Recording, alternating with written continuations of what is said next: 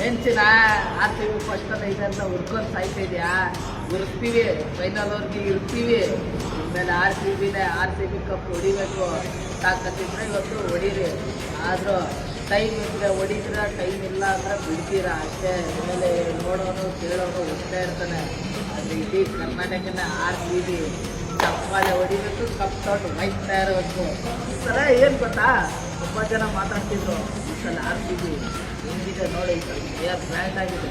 ಬಾ ಇವತ್ತು ಫೀಲ್ಡಿಗೆ ಎಂಟ್ರಿ ಕೊಡು, ನೀನು ಕೊಡು, ನಾವು ಕೊಡ್ತೀವಿ.